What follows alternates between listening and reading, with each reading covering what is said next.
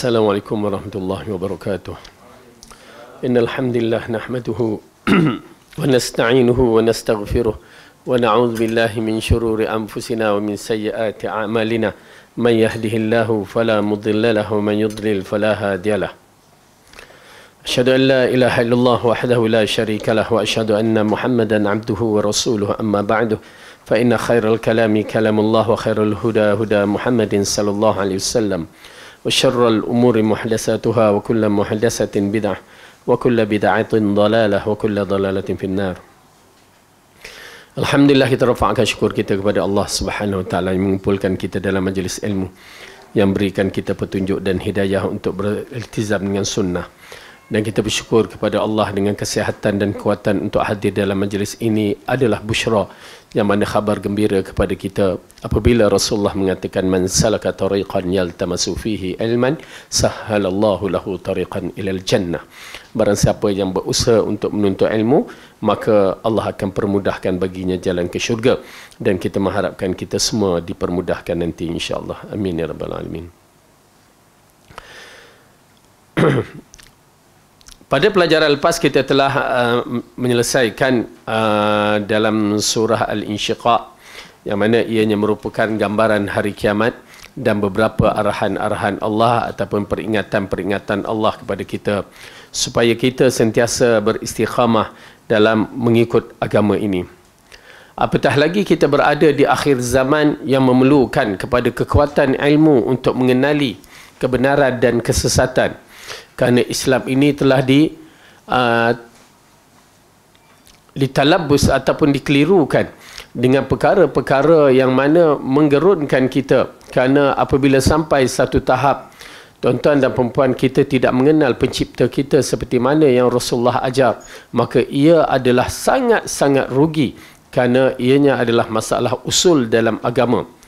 Bagaimana kita nak bertemu dengan Allah, kita tidak mengenal pencipta kita dengan sebaik yang mungkin. Maka adalah wajib bagi setiap peribadi untuk mengenali penciptanya.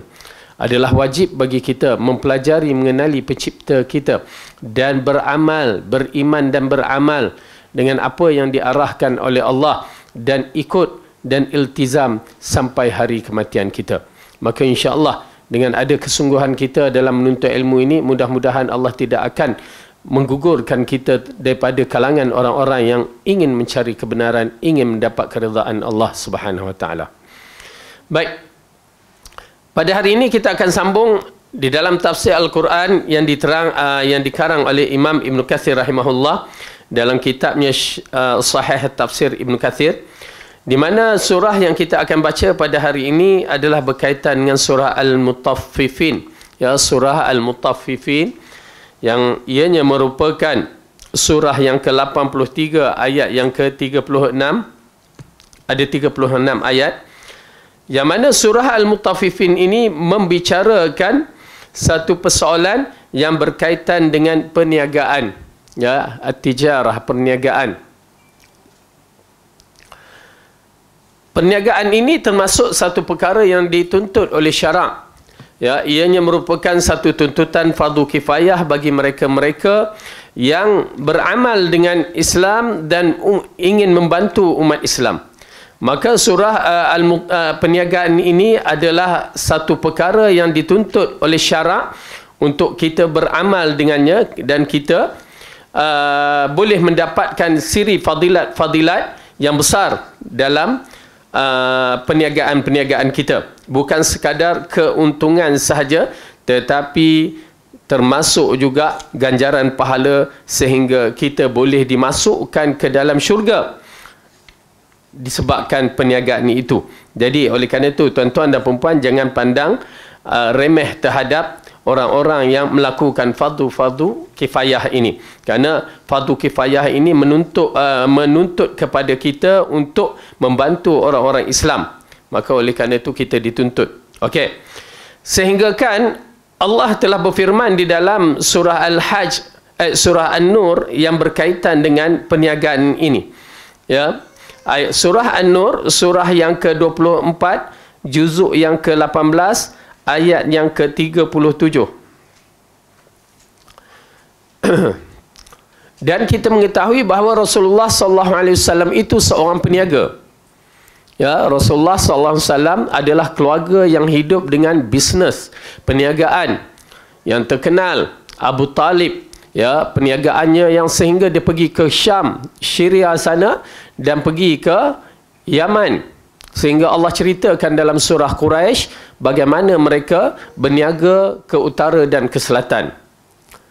Jadi perniagaan mereka ini, ya, di zaman itu menunjukkan bahawa mereka ahli perniagaan. Rasulullah termasuk di kalangan mereka ahli perniagaan.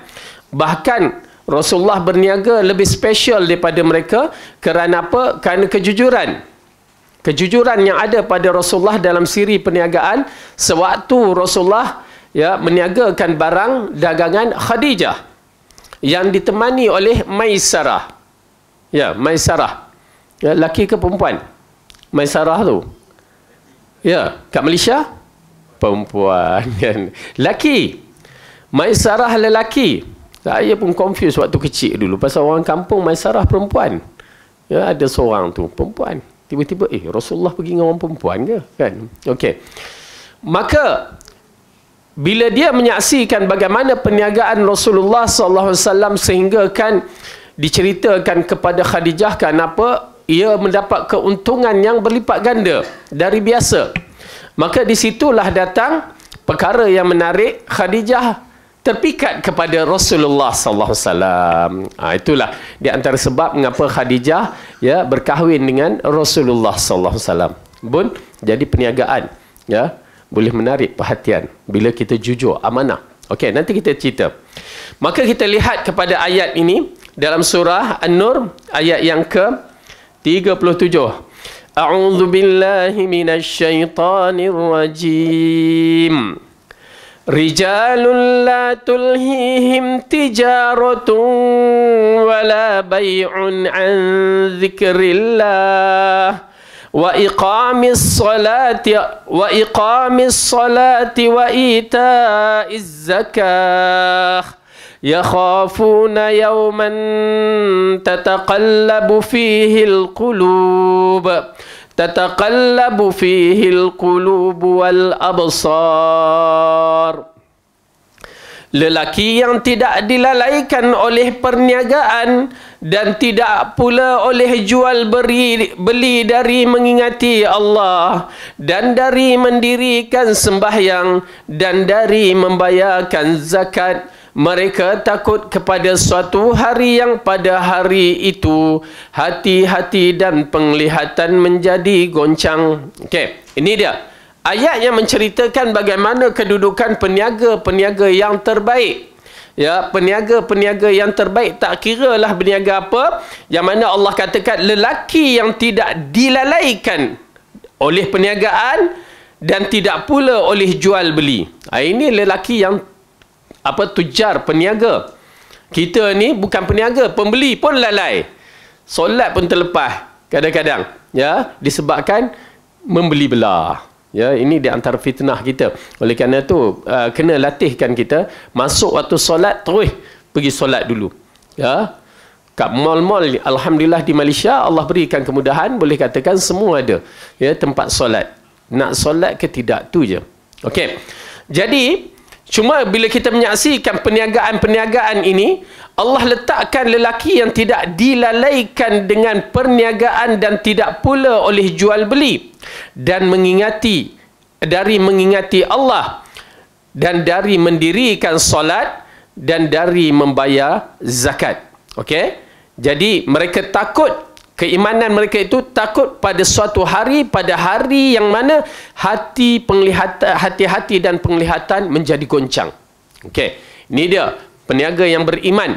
Oleh kerana itu bila seseorang itu berniaga bukan semata-mata nak mendapatkan keuntungan, tetapi mendapatkan syurga yang Allah janjikan untuk peniaga. Dia tak dijanjikan dalam bentuk ini pada yang lain, tetapi untuk peniaga. Kerana peniaga ni akan sibuk. Bila sibuk tu, kekayaan dia Masya Allah, ya, sibuk nak kutip duit, nak kumpulkan duit. Maka di situ ujian bagi peniaga. Lalu Allah asingkan ataupun Allah ceritakan sifat-sifat peniaga yang berjaya. Tuan-tuan dan perempuan, ianya amat penting kita ambil perhatian. Kadang-kadang kita takut nak tutup kedai disebabkan apa? Ya, pelanggan tu banyak. Ya, kalau tutup orang, pelanggan tak datang. Masalah kita, minda kita rezeki dari pelanggan, bukan dari Allah. Lalu kita pun tak solat, lewatkan solat, mungkin solat dalam rumah, dalam kedai. Jadi perkara-perkara ini adalah satu perkara yang tidak sehat bagi peniaga, yang seharusnya dia faham rezeki dari Allah. Ya, berapa ramai orang tak ada kedai? Ya, boleh jadi kaya raya dengan berniaga.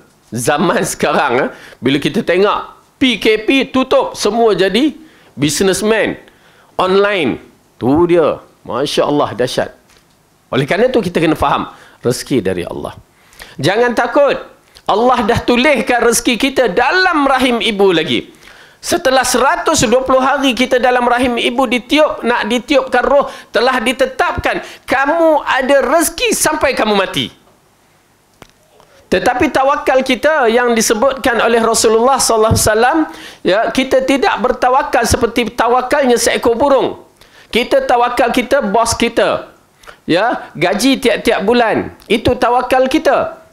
Tetapi tawakal seekor burung, berjuta burung dalam dunia ni boleh hidup tanpa ada kerja. Ya, Rasulullah kata keluar pagi dalam keadaan kosong dan balik dalam keadaan penuh. Ini agak menarik. Bagaimana kita nak tawakal begitu? Macam pemandu teksi lah kan, Grab tu. Tawakal dia kalau ikut tinggi, ya, ada rezeki ada. Bila jumpa orang, di situ bermulanya rezeki dia. Begitu sebenarnya rezeki kita.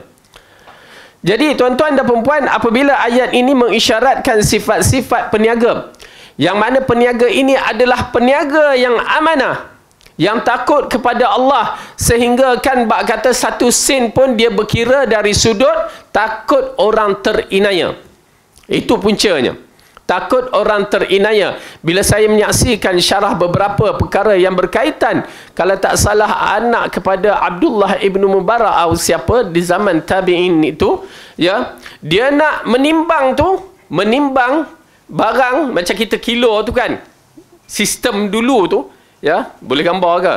Orang Pakistan tahulah. Okey, sistem dulu tu, ya, dacing, sebut dacing kan lain cerita pula. Ya. Jadi dia ambil tu, tempat tu, dia ketuk-ketuk dulu. Lalu bapaknya tanya, apa yang kamu buat ni? Ya, saya takut, ya abati, saya takut, ya, debu-debu itu akan memberatkan barang yang kita nak timbang. Subhanallah, debu-debu yang berterbangan pun dia ambil kira kerana takut menjadi berat waktu menimbang, dalam keadaan dikatakan menipu kepada pembeli. Subhanallah, begitu sekali. Jangan terkejut, sifat-sifat mereka ini kadang-kadang kita kata Allah itu pun nak kira. Tak, mereka dalam keadaan iman mereka kepada Allah, takut kepada Allah itu menyebabkan mereka buat sampai kita pun tak jangka. Ya, lalu bapaknya berdoa kebaikan, ya, kerana itu merupakan amanah. Tu dia. Dalam bab ini kita lihat, ya, peniaga-peniaga yang mana ayat ini mungkin kita memandangkan di zaman Rasulullah SAW.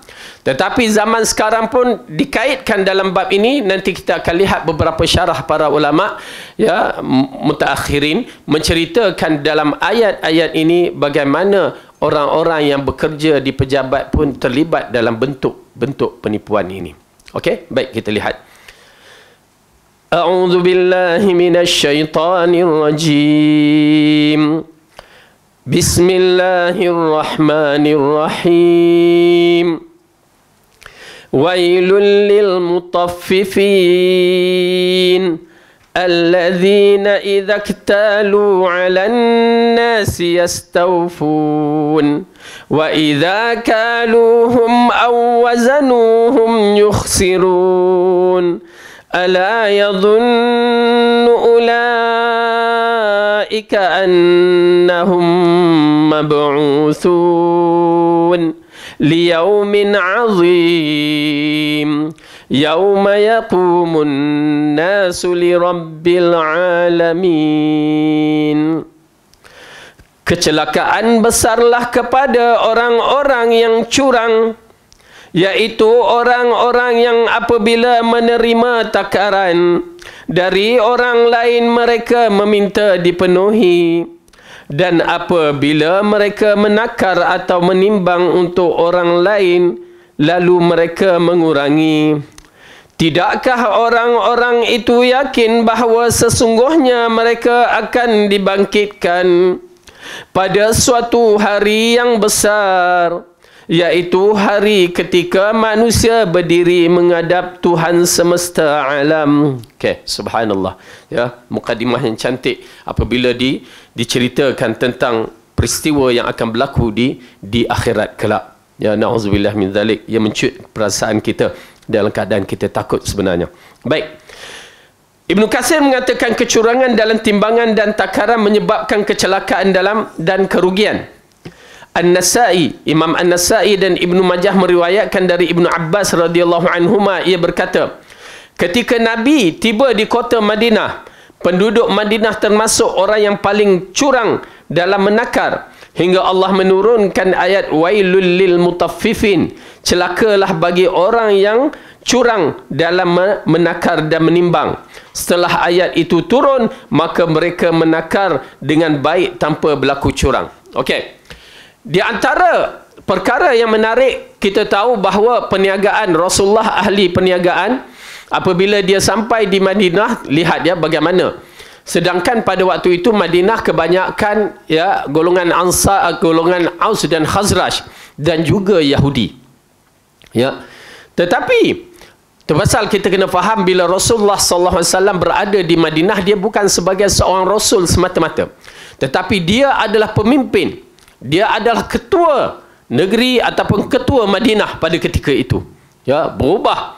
Terpasal Abdullah ibnu Ubay ibnu Salul amat cemburu kepada Rasulullah, disebabkan hari pelantikan dia itu sudah hampir, tiba-tiba Rasulullah datang. Ya, datang dalam bentuk hijrah. Maka orang lebih tertumpu kepada Rasulullah dan tidak tertumpu kepada Abdullah ibnu Ubay ibnu Salul. Maksudnya dia dah nak jadi pemimpin, tiba-tiba datang Rasulullah, terus terbatal.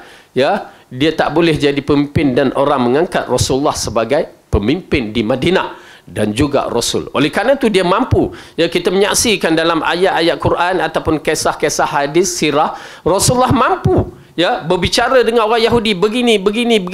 Dia bagi arahan. Sedangkan kalau ikut orang baru sampai nak bicara begitu, tak mungkin. Tetapi bila kita menyaksikan dalam sejarah, Rasulullah terus dilantik sebagai pemimpin Madinah.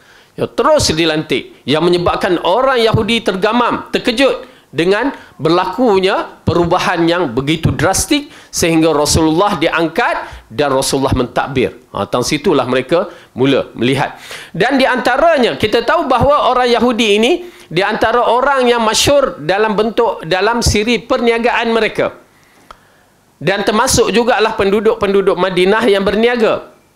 Cuma mereka dalam siri perniagaan mereka, terutamanya orang Yahudi, mereka yang memperkenalkan, di antara yang bukan memperkenalkan tapi mengangkat sistem riba. Ya, kita masyhur dalam bab ini sistem riba. Ya, orang yang belajar protokol agak tahu kan sistem riba. Yang mana ianya merupakan satu sistem yang Allah istihar perang dalam Al-Quran dan tidak diistihar perang dalam bab-bab yang lain. Nampak tak? Ya, dalam surah Al-Baqarah tu Allah menceritakan, ya, Allah mengistiharkan perang dan para rasul mengistiharkan perang. Subhanallah. Tapi bila kita lihat, pergi ke Kuala Lumpur, kita tengok bank-bank riba macam mana? Ya, pada hari Rasulullah di Arafah meletakkan riba Abbas, riba, semua sistem riba di bawah kaki. Ya. Tiba-tiba kita saksikan nun di tengah-tengah bandar seluruh negara, ya, bank riba yang naik. Ya, tengok Agro Bank, Maybank, apa lagi, Muamalat, apa Hong Leong, semuanya naik. Ya, merupakan fitnah, merupakan satu perkara yang perlu kita ambil perhatian. Ya, sistem riba adalah satu sistem yang berbahaya, sistem yang mana diperkenalkan, berarti hatta sistem keuangan kita pun adalah sistem riba yang kita tak boleh nak lari. Ya, tak boleh nak lari, nak buat macam mana? Ya, minta kepada Allah pengampunan dan minta Allah tukarkan sistem ini. Ya, kita tak mampu. Ya. Hatta walaupun sebuah negara, dia tak mampu kalau dia sebuah negara semata-mata. Ya, dia memerlukan kekuatan. Dan orang berbicara tentang sistem dinar dan dirham. Itulah sistem kita. Ya, ala kulli hal. Maka apabila Rasulullah SAW sampai di Madinah, dia menyaksikan orang-orang Madinah ni, di antaranya peniaga-peniaga Madinah, dia menipu dalam perniagaan dia. Ya, kami dulu di Pakistan kadang-kadang kita tengok dia jual carrot misalan, ya, dia letak kilo kat situ. Okey, 1 kilo dia ambil carrot. Kan? Rupanya ada carrot tersekat dekat kilo yang belah sini. Berarti carrot yang terlekat tu berat, memberatkan kilo tu. Jadi dia berat kat sini tempat timbangan tu, yang ni jadi kurang lah. Paling kurang 1 carrot tu kurang. Ini merupakan satu kejahatan. Oi, dahsyat. Bila kita tengok dalam klip-klip video YouTube pun macam mana mereka menipu. Itu semua adalah peniaga-peniaga yang jahat. Na'udzubillah min zalik. Okey. Begitu juga tak kiralah kita ni berniaga, oleh kerana tu setiap statement dalam nak berniaga tu online ke tak online ke mesti clear, kena bagi tahu sifat-sifatnya. Ini dia tunjuk video, Masya Allah, pengangkat kereta, ya, angkat mesin, kan. Sampai-sampai kat kita mesin tak ada, tangan. Pasal saya terkena. Sakit kita kata dalam ni kita minta begini, dia bagi tangan punya dengan harga yang na'udzubillah. Ya, itu nama penipuan. Tuan-tuan dan puan-puan mesti clear. Itu pasal dalam bentuk perniagaan ini, ya, kita melihat, ya, penipuan adalah satu perkara yang diharamkan, sehingga satu ayat ataupun surah Al-Mutaffifin membicarakan tentang peniaga-peniaga yang menipu. Bagus berniaga, tetapi berhati-hati. Ya, kena amanah, kena jujur. Ya, itu pasal Rasulullah SAW mengingatkan para sahabat tentang suq, tempat yang dibenci oleh Allah. Kenapa? Penipuan terlalu banyak di pasar-pasar. Murah. Memang murah, tapi barang tak berkualiti. Kan? Dah satu bab. Ini berlaku juga hatta di Mekah. Waktu kami, ya, kita menjadi mutawif, kita tahu dalam bentuk-bentuk perniagaan kurma tu. Ya. Penipuan. Dia cuba. Sampai satu ketika saya berfikir, baru kita nampak. Kita rasa, pasal bila jemaah kata, Ustaz, kenapa ajuah ni begini? Ajuah ni begini. Dia mula. Kan? Ni mahal ni, tapi bentuk dia begini. Lepas tu kita pun tengok, fikir balik. Di situ kita. Tokek tu dia akan pegang mutawif ni, kan. Berbahaya kalau tak takut kepada Allah mutawif ini. Ya, dia perkenalkan, sedangkan benda tu tidak berkualiti. Apa nak jawab depan Allah? Okey. Selepas tu saya kata, waktu tu dia tak ada macam pergi kebun kurma, tak ada zaman tu. Dia zaman tu pasar kurma. Ya, lepas kejadian tu saya pun istihar, para jemaah saya takkan turun. Kerana mereka akan tangkap saya. Maksudnya pegang saya, suruh beli kawasan dia. Dan kita terpaksa berkempen. Lepas tu dia bagi tips. Tapi saya kata saya takkan buat. Pilihlah sendiri. Lepas tu bila mereka turun tu, dia cari mana mutawif ni, tak ada. Kita duduk mengendap ke atas. Dah habis tu baru kita turun. Terpaksa. Ya, na'udzubillah. Okey, dalam bab ini juga berkaitan dengan perniagaan ini, kita menyaksikan apabila Rasulullah SAW menegur, dan di kalangannya sudah tentu orang-orang yang beriman, ya, terus mendengar arahan Allah ini, as-sam'u wa ta'ah, mereka tinggalkan perkara-perkara yang tak baik ini. Ya. Okey, jadi perniagaan di zaman sekarang begitu juga. Apa juga tidak boleh menipu. Itu boleh kita tanya pada diri kita. Betul ke tidak? Amanah ke tidak? Tu dia. Penting. Dalam perniagaan ini, diri kita ni amanah ke tidak? Macam mana kita waktu nak jual, nak dapatkan keuntungan. Ya, nak dapatkan keuntungan. Cara yang tak betul ke? Cara yang betul ke? Kalau cara yang betul, tak menjadi masalah. Oleh kerana tu, apabila seorang dalam kisah Saidina Umar yang berjalan di tengah malam, kita tahu, ya, Saidina Umar berjalan di tengah malam bukan nak pergi kedai mamak ke tak. Ya, dia nak pergi nak tengok keadaan masyarakat Madinah.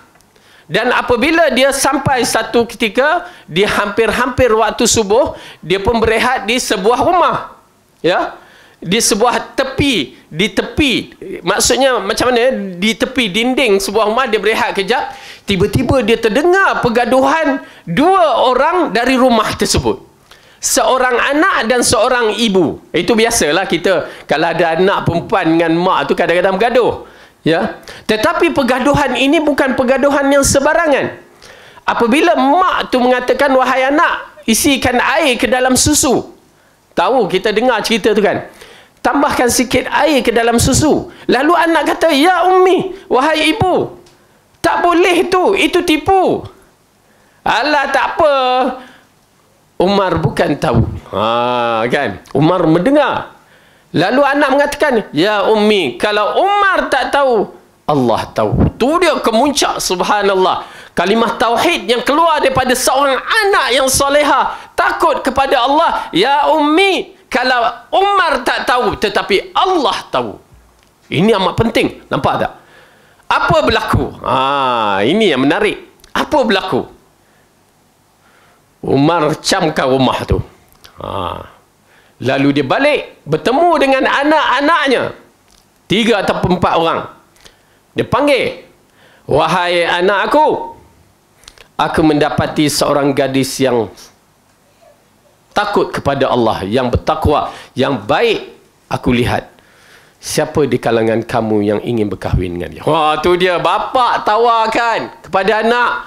Kita nak tunggu bapa tawar, jangan harap, ya, kerja dulu, dia kata, kan, kamu tak kerja lagi, banyak cakap, jangan begitu, ya.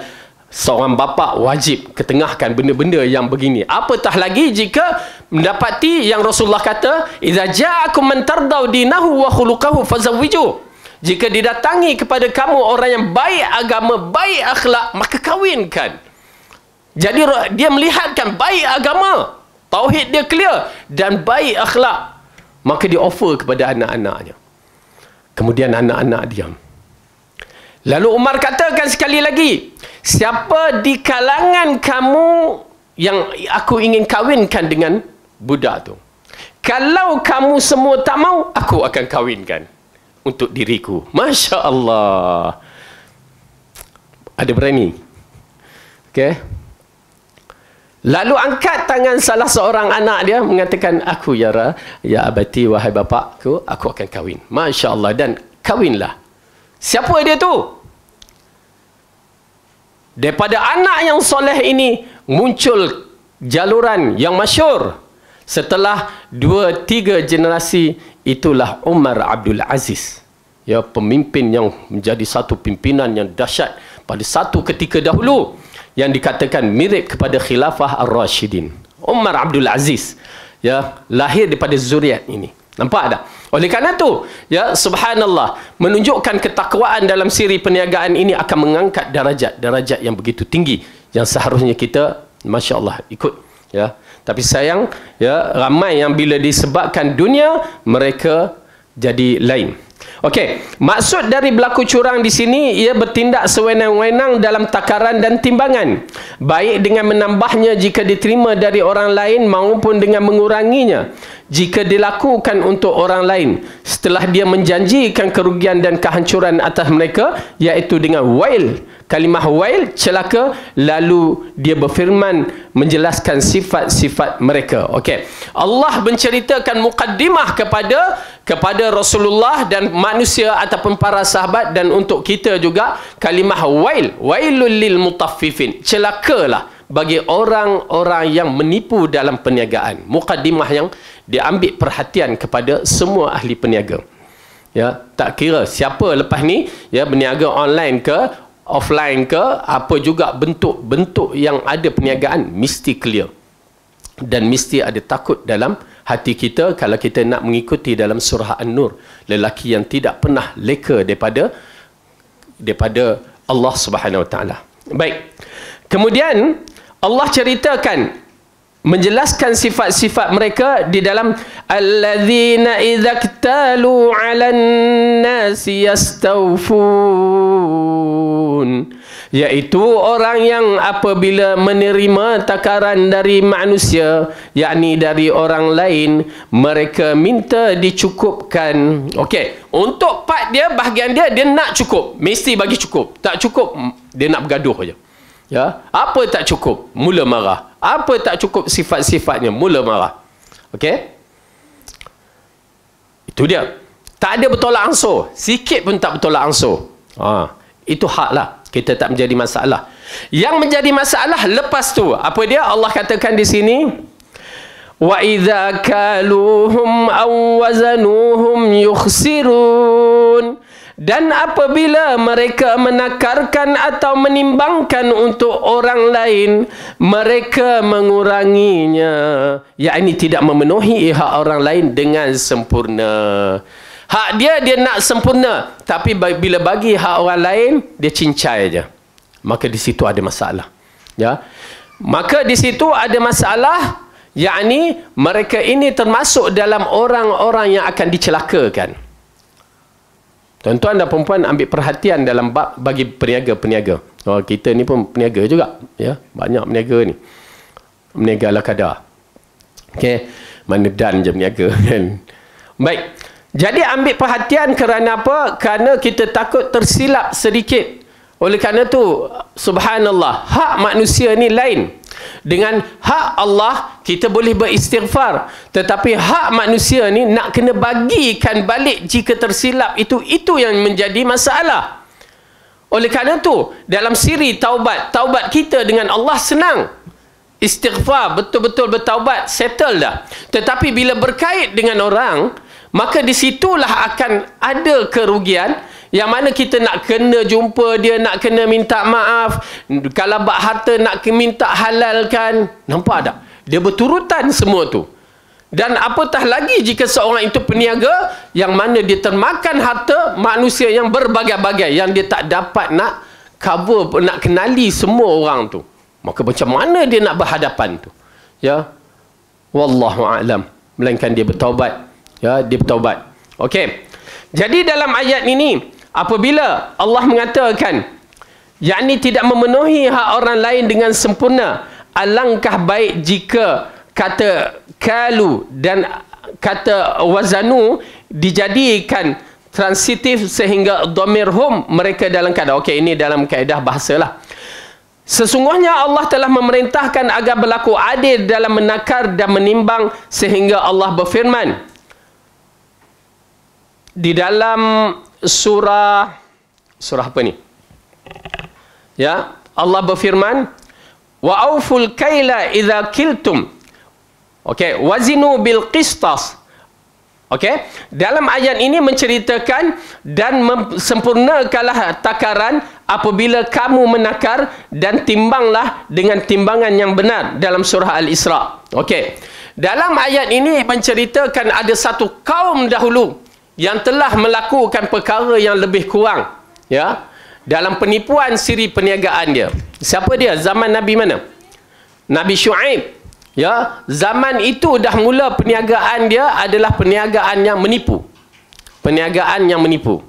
Ya, subhanallah, kadang-kadang bila kita fikir balik, dahsyat. Peniaga ni memang kena terperinci. Misalnya dia kata dia letak apa dalam ingredient dalam makanan, dia kena perincikan. Tak boleh tipu walaupun satu. Ya, kena pula macam saya ni, nak makan kena tengok ada gula, alamak tak boleh, dah kena tolak dah. Kalau dia tipu, kencing manis naiklah kita. Nak buat macam mana? Ya, oleh kerana tu sekarang bila tengok tu, tengok ada tak gula, tak ada kena tolak. Kalau ada kena tolak. Sabarlah, dah hari tua, macam mana nak buat? Okey. Tapi nak menceritakan dia kena perinci. Kalau tidak, dia akan berhadapan dengan penipuan. Maka berhadapan dengan neraka yang disebutkan ini. Okey. Kemudian, dan Allah berfirman lagi, wa auful kaila wal mizan bil qist, la nukallifu nafsan illa wus'aha. Dan sempurnalah takaran timbangan dengan adil. kami tidak membebani seseorang melainkan menurut kesanggupan. Okey, surah Al-An'am. Jadi ini mengisyaratkan kepada kita adalah satu kewajipan bagi mereka-mereka yang berniaga.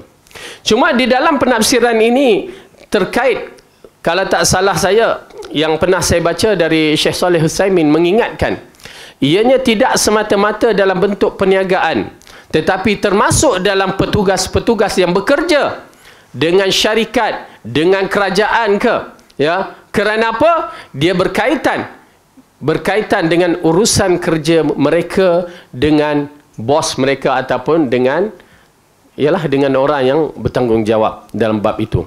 Kenapa? Bila dia menipu dalam kerja dia, seperti curi masa, ataupun seperti setengah orang bila ini hak kerajaan, tak apa, dia ambil pen, ambil kertas ke, dia ambil. Semua itu merupakan perkara yang berbahaya sebenarnya. Sehingga mendapat izin baru dibenarkan. Kalau bos atas tak izin, tak boleh. Arti kita curi walaupun sebatang pen. Dahsyat. Dan penafsiran itu agak menarik. Ya. Ianya merupakan satu amanah yang diamanahkan. Kalau bos dia tahu kamu ni ambil tanpa izin, ya, bawa balik pula tu, ya, maka ianya merupakan satu pengkhianatan seseorang pekerja dengan tuannya. Na'udzubillah. Ya, bukan senang tu. Ya, satu benda amanah. Oleh kerana itu kita menyaksikan generasi 3 kurun yang terbaik memang amanah. Yang kita cerita tadi, anak tu nak berniaga pun diketuk-ketuk supaya debu-debu itu tidak memberatkan. Begitu sekali. Ya, subhanallah. Baik.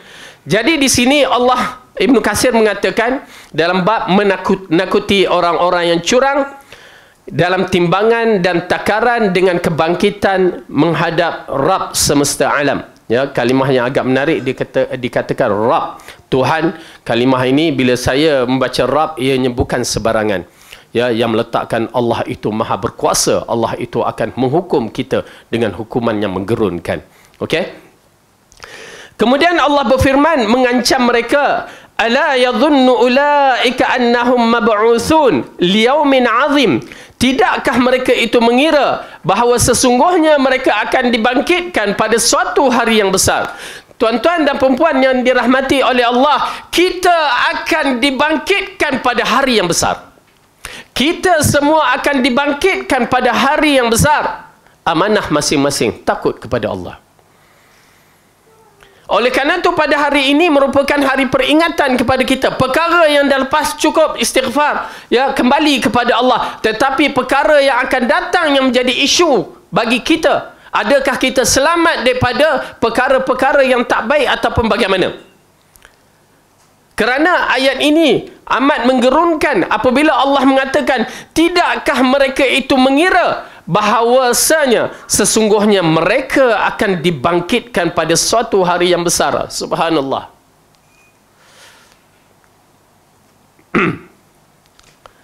Ia merupakan satu perkara yang menakutkan. Kita akan dibangkitkan. Dosa kita terlalu banyak. Allah akan buka satu persatu. Allah akan buka satu persatu. Allah maghfir lana dzunubana. Allah maghfir lana dzunubana. Allah ampunkan dosa kita. Allah ampunkan dosa kita. Ya, subhanallah. Auzubillah. Yakni apakah mereka tidak takut kepada kebangkitan di hadapan Zat yang Maha mengetahui segala rahsia dan semua yang tersimpan di hati.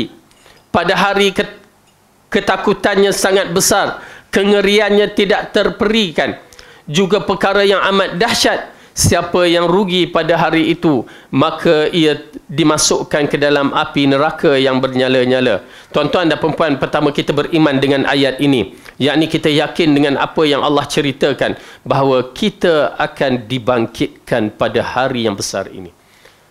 Subhanallah. Kita akan dibangkitkan.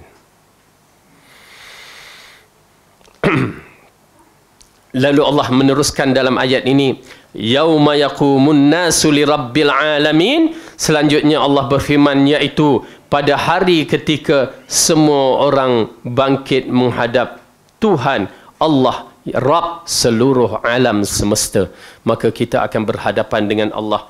waktu itu kita tidak tahu bagaimana kedudukan kita. Walaupun ustaz belum tentu selamat. Walaupun tok syekh, walaupun siapa. Ya. Oleh kerana itu tuan-tuan dan puan-puan, hasibu anfusakum qabla an tuhasabu, kalimah yang diberikan oleh Saidina Umar, ucapan yang cukup cantik yang Saidina Umar mengatakan, hisablah diri masing-masing sebelum kamu dihisabkan. Yakni persediaan kita untuk bertemu dengan Allah yang makin menggerunkan bagi orang-orang yang sudah sampai usia-usia yang menakutkan. Perjalanan kita akan kita hadapi. Hari ini kita tak akan merasa apa-apa kerana kita tak alami di alam barzah bagaimana. Kita tak alami di alam akhirat. Allah ceritakan siap-siap ini dia keadaan sana, tapi kita masih lagi tidak dapat menggambarkan. Tetapi iman akan menggambarkan perkara ini menakutkan. Dan perkara ini boleh dipandang dari beberapa sudut, tetapi jangan tinggal keimanan kita memandang dari sudut keimanan bahawa hari ini adalah hari yang besar. Hari yang kita akan berdepan dengan Allah. Pada hari itu, yaumatublas sarair, hari yang akan membuka rahsia-rahsia kita daripada kita balik sampai kita mati. Dia akan buka apa juga rahsia yang kita sembunyi kepada orang, apa juga rahsia yang kita sembunyi dalam hati kita, Allah akan buka. Dia ada isu bila dibukakan. Adakah buka kepada orang ramai? Perasaan malu akan berlaku. Adakah buka untuk kita sahaja? Sebagai nak dibicarakan untuk dihisap. Kalau dibuka di khalayak ramai, kerana ada ya golongan yang akan dibuka di depan orang ramai, waktu itu ialah merupakan keaiban. Aib. La, Ustaz Fadil macam ni dulu. Na'udzubillah. Ya, na'udzubillah. Minta Allah lindung. Minta Allah lindung. Allahu Akbar. Oleh kerana itu, tuan-tuan dan perempuan, ada perkara-perkara yang boleh menyelamatkan kita dari diaibkan di sana. Ini di antara sifat orang yang berdosa, diaibkan. Ya. Oleh kerana itu kalimah seperti yang Aisyah bertanya, ya Rasulullah, ya, jika aku bertemu dengan malam Lailatul Qadar, apa yang perlu aku buat? Kalimah itu bukan kalimah kosong sebenarnya. Kalimah itu adalah kalimah yang dahsyat. Apabila Rasulullah kata, quli, katakan, Allahumma innaka afun tuhibbul afwa fa'fu anni. Kalimah ini adalah kalimah yang diajar oleh Rasulullah. Tak payahlah kita bawa kalimah hasbi rabbi jalallah ke kalimah apa lagi yang datang entah mana daripada Tok Syekh alam mimpi mereka. Kalimah yang datang daripada Rasulullah confirm. Maknanya adalah perkara yang terkandung dalam kalimah itu akan menyelamatkan kita di akhirat. Kalimah afu. Apabila ulama membahaskan, Rasulullah ajar, Allahumma innakal afu. Sesungguhnya engkau maha pengampun. Pengampun yang bagaimana? Ghaffar pun pengampun. Tetapi pengampunan ini, innaka tuhibbul afwa fa'fu anni. Yang ulama katakan, ya, bila kita masuk mahkamah, okey, bukan politik ya. Kita masuk mahkamah, semua maklumat ada dalam ni. Dan bila ditetapkan, diputuskan, maka dikatakan kamu pernah melakukan kesalahan gini, disimpankan. Maka tiba-tiba berlaku ya perbuatan dia kali kedua, setelah 10 tahun dibuka, oh dia ni pernah ada kes di dalam mahkamah. Dibukakan. Tetapi kalimah afu ini yang maksudnya Allah ampunkan aku dan padam semua maklumat kesalahan aku. Tu dia. Ya, ulama membahaskan padam maklumat. Maksudnya bila ditulis tu diminta padam ataupun ambil dibakar. Maklumat dah tak ada. Kesalahan, semua kesalahan-kesalahan kita dihilangkan. Maka itu yang kita nak. Maka itulah yang kita nak. Kalimah itu bukan kalimah sebarangan yang Rasulullah ajar pada malam Lailatul Qadar. Ya, untuk kita dihapuskan dosa dan didelitkan, ya, dihilangkan semua maklumat kesalahan kita. Maka jangan buat lagi. Kemudian yang kedua, cara kita nak menutupkan aib kita, maka jangan buka aib saudara kita. Simple je. Jangan nak cerita hal peribadi kawan-kawan kita, ya, saudara kita dalam bentuk keburukan. Nak burukkan kawan kita, nak buruk si fulan, nak buruk orang-orang tertentu. Tak boleh. Kenal tak kenal, jangan. Kalau kita tak tahu, diam. Kalau tidak teruk, kita akan diburukkan di sana. Maka siapa yang menutup rahsia keaiban kawan, dia tak kiralah bentuk keaiban yang mana, kecuali kalau perlu diceritakan. Itu tak apa. Dia tu kaki pembohong betul-betul. Okey, itu lain. Pencuri, itu lain. Datang orang nak meminang, tanya. Macam tu. Kan, tanya. Itu pun kena jawab dalam bentuk berhati-hati. Macam mana anak dara tu? Dia. Kita pun jawab, Allah dia tu. Merbahaya. Kalimah tu dah bahaya. Kalau dia tak reti masak, cakap je. Dia tak berapa nak pandai masak. Habis. Dah. Jangan kata pernah masak nasi hangit. La ilaha illallah. Orang buat gulai durian, dia bantai gulai terpoyak. Gulai durian. Orang buat pengat durian, dia buat gulai terpoyak. Itu cerita tambahan yang tidak dibenarkan. Nak cakap, cakap sikit je. Itu dia. Itu adab dia. Kalau tak, letih. Okey, Abu Talha, garu kepala. Baik. Di dalam ayat ini, apabila Allah mengatakan yauma yaqumun nasu li rabbil alamin, Imam Malik meriwayatkan dari Nafi', dari Ibnu Umar, bahawa Nabi bersabda, ya subhanallah, ini salsalah zihabiyah yang dikatakan salasilah hadis yang bertaraf emas, yang diriwayat Malik orang yang jujur, Nafi' tabi'in, terus Ibnu Umar. Tiga ni saja, lepas tu Rasulullah. Dahsyat. Dalam bentuk sanad yang begini kuat.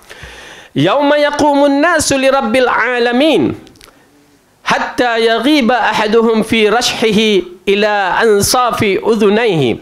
Maksudnya, pada hari ketika semua orang bangkit menghadap Tuhan semesta alam, hingga salah seorang mereka tenggelam dalam keringatnya sendiri sampai batas kedua telinga. Hadis ini diriwayatkan oleh Bukhari dari hadis Malik dan Abdullah bin Aun. Mereka berdua meriwayatkan dari Nafi'. Hadis tersebut juga diriwayatkan oleh Muslim. Kedua-dua tersebut, ya, hadis ini mengisyaratkan kepada kita bahawa hadis muttafaqun alaih, hadis sahih. Kemudian hadis lain yang diriwayatkan oleh Ahmad, yang meriwayatkan dari Miqdad, yakni Ibnu Aswad Al-Kindi, berkata, aku mendengar Rasulullah SAW bersabda, dengan maksudnya, pada hari kiamat nanti matahari didekatkan pada manusia hingga jarak sekitar 1 ataupun 2 mil, 2 batu.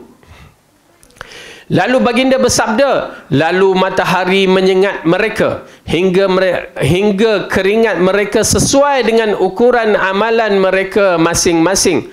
Ada yang keringatnya sampai batas kedua tumitnya, ada yang keringnya sebatas kedua lututnya, ada keringatnya sampai kedua pinggangnya, batas pinggangnya, dan ada sampai ke lehernya. Hadis juga meriwayatkan oleh Muslim dan Tirmizi. Okey, jadi dalam hadis ini mengisyaratkan satu peristiwa apabila kita dibangunkan di mahsyar. Pertama sekali, ini kita tak tahu susunan bagaimana selepas kita dibangunkan, ya, bagaimana kedudukan kita, ya, adakah kita bertemu yang seperti mana hadis menceritakan kita mencari Nabi untuk menyelesaikan masalah kita, ataupun terus kita dalam keadaan yang begini. Apa dia?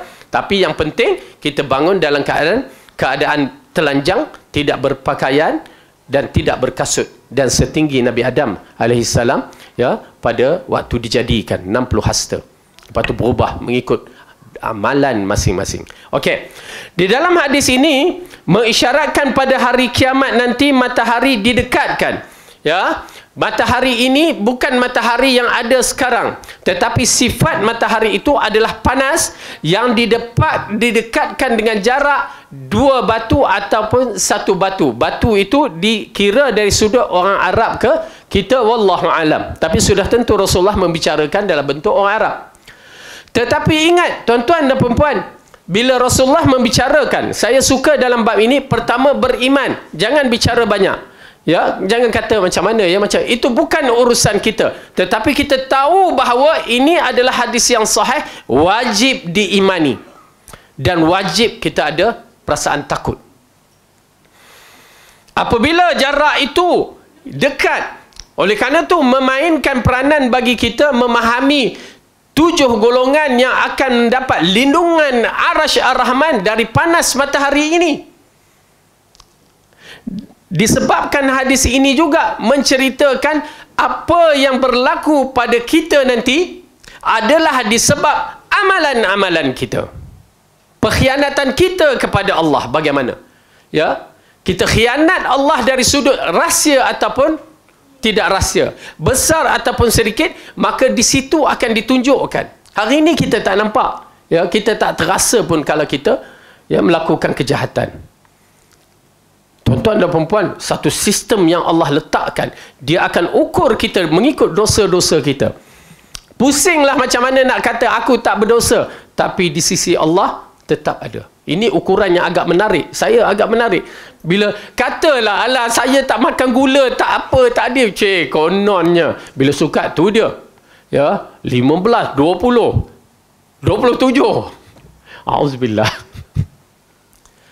Nak tipu apa? Kamu tak makan gula. Tak, ni sukatan. Nak cakap apa? Agak menarik ya. Satu benda yang kita nak tipu. Oh, itu terutamanya orang yang kencing manis lah. Dia tak boleh nak tipu. Ya, dia tipulah macam mana doktor cek-cek ada gula. Tahu-tahu ke hospital kena belah kaki. Ya. Okey, jadi sukatan itu kita lihat bagaimana sukatan orang-orang, matahari menyengat mereka hingga mereka keringat sesuai dengan ukuran amalan mereka masing-masing. Nampak tak? Tuan-tuan dan perempuan, selamatkan diri kita dengan akidah yang betul. Asas ini jangan tinggalkan. Pastikan akidah kita mengikut Al-Quran dan As-Sunnah yang dibawa 3 generasi yang terbaik. Ini asas. Kalau ini problem, dia akan berhadapan dengan semua masalah. Ya, dosa-dosa kita ini akan berhadapan bermula daripada akidah yang tak betul. Bukan kita nak kata ni, tetapi ianya hakikat bahawa akidah yang salah ini yang menyebabkan kita termasuk dalam golongan 72 yang sesat. Akidah yang salah ini yang menyebabkan amalan kita diterima ataupun tidak, ya, disebabkan akidah salah tertolak. Disebabkan akidah yang salah, walaupun berselawat berjuta kali, walaupun solat begitu dahsyat, seperti mana yang dilakukan oleh Khawarij yang Rasulullah isyaratkan pada para sahabat, ya, kalau kamu melihat dahi-dahi mereka, kaki-kaki mereka bengkak disebabkan tahajud, bertahajud pada malam hari sampai bengkak-bengkak kaki, amalannya hebat. Berpuasa seperti puasa Nabi Daud, sehari berpuasa, sehari berbuka, amalannya hebat. Tetapi Rasulullah mengatakan kalbun min kilabin ahli nar, anjing di antara anjing ahli neraka. Nampak tak? Amalan akidah tu penting. Jangan pandang main akidah ini. Fa in amanu bimisli ma amantum bihi faqad ihtadaw. Jika mereka itu beriman seperti mana kamu wahai Muhammad dan para sahabat beriman, mereka akan mendapat petunjuk. Kalau tidak, fa innahum fi syiqaq. Mereka akan dalam kesesatan, kehancuran. Maka wajib. Maka bila akidah dah betul, di sinilah datang amalan-amalan lain yang akan membantu kita, ya, kalau ada dosa pun mungkin kita akan menyaksikan dalam hadis ini mengatakan ada yang keringatnya sampai sebatas kedua tumitnya. Ya. Kedua tumitnya berarti dia ada dosa. Ada yang tidak ada dosa tu maksudnya diampunkan, maka dia tidak adalah keringat peluh tu. Okey. Ada yang keringatnya sebatas kedua lututnya. Ya. Peluh tu dia naik. Kita tak boleh nak gambar. Ya. Tapi saya beriman. Cuma saya pernah tengoklah satu video apa ni, dia iklan. Ya, iklan tu iklan perempuan lah. Kononnya dia peluh tu sampai naik sampai ke sini ke gambar. Saya tengok agak tertarik, teringat dalam bab ini. Ya. Setiap orang akan kena. Walaupun dia berdekat dengan kita ke, bagaimana? Saya beriman, saya tak banyak bicara dalam bab ini. Saya boleh gambarkan, ya, masing-masing akan kena. Nafsi. Maka dia naik. Ini di antara orang-orang yang berdosa. Kemudian ada yang keringatnya sampai ke pinggangnya dan ada yang sampai ke leher, ya. Ada yang sampai ke leher. Ini di antara satu riwayat, yang mana riwayat yang sebelum tadi yang diriwayatkan oleh Bukhari dan Muslim, pada ketika semua orang bangkit berhadapan Tuhan semesta alam hingga salah seorang mereka itu tenggelam dalam keringatnya sendiri sampai batas kedua telinganya. Lalu Rasulullah membuka mulut dan mengisyaratkan tangannya. Ya, seolah-olah keringat tu dah sampai ke sini, ya, sampai ke mulut, dia terpaksa macam orang nak lemas, ya, orang yang dah tenggelam tu, dia melompat-melompat sambil mengangakan mulut, air tu dah sampai situ. Lalu dalam hadis yang lain Rasulullah mengatakan, kalaulah mereka orang yang boleh hancur, binasa, maka mereka akan binasa. Tetapi bila mereka dibangkitkan, ya, kali kedua, berarti mereka ini tidak akan binasa, sama ada ahli syurga untuk selama-lamanya ataupun ahli neraka, na'udzubillah min zalik, untuk selama-lamanya. Okay? Jadi ini dia gambaran yang Allah ceritakan pertemuan kita di depan di hari akhirat kelak, ya, ianya merupakan perkara yang menakutkan. Minta lindung kepada Allah, minta Allah ampunkan dosa kita, minta Allah clearkan akidah amalan kita supaya kita berada di atas manhaj yang betul, supaya kita tidak mendapat keringat yang begini walaupun sedikit, ya. Kenapa? Kalau ada keringat sedikit itu dosa, ya, nauzubillah. Dalam kitab Sunan Abi Daud disebutkan bahawa Rasulullah meminta perlindungan kepada Allah dengan berbagai kesulitan di hari kiamat. Dalam riwayat diriwayatkan dari Ibnu Mas'ud bahawa mereka dibangkitkan berdiri selama 40 tahun, ya,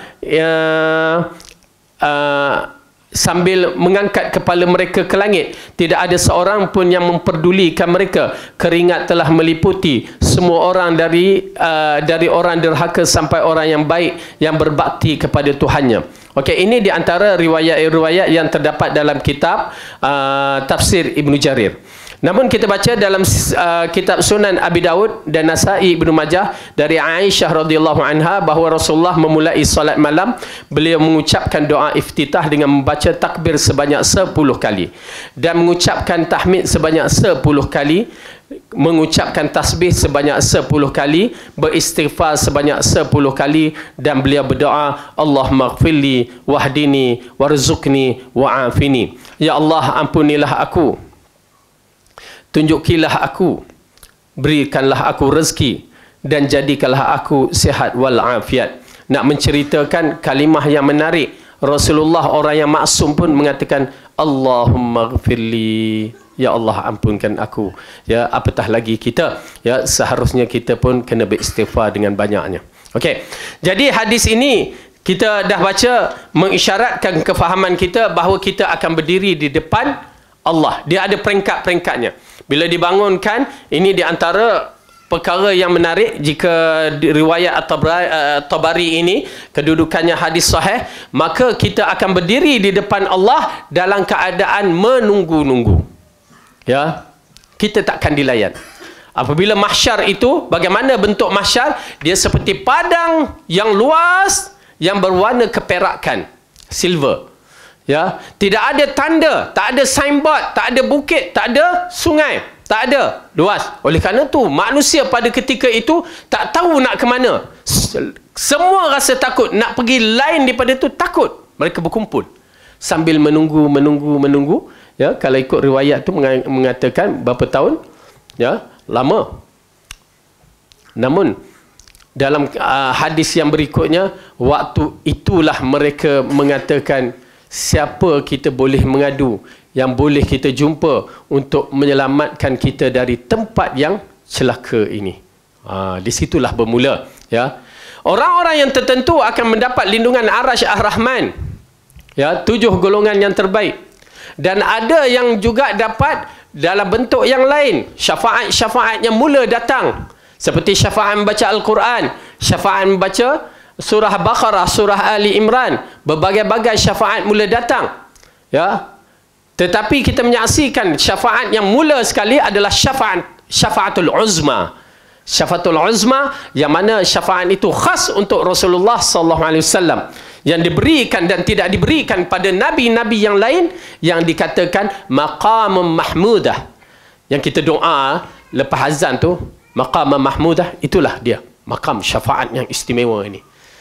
Yang mana mula kita pergi kepada Nabi Adam, yang minta, ya Abuna Adam, wahai Adam bapa kami, sesungguhnya kamu mempunyai keistimewaan, kamu dijadikan oleh Allah dengan tangannya, kamu dijadikan oleh Allah begini, diterangkan, maka tolonglah bebaskan kami dari keadaan azab kami di mahsyar. Lalu Nabi Adam kata apa? aku tak mampu. Kenapa? Aku ada salah dengan Tuhanku. Kes makan buah khuldi itu. Yang dikatakan buah khuldi. Okey. Pergilah kamu kepada Nuh. Dia adalah Rasul yang pertama. Pergi kita kepada Nabi Nuh AS. Dan kita minta kepada Nabi Nuh. Dan kita memuji waktu itu dengan pujian yang disebutkan dalam hadis. Bahawa kamu Nuh adalah Rasul yang pertama. Lalu Nabi Nuh mengatakan, aku tak mampu membantu kau. Kerana aku ada kesalahan aku.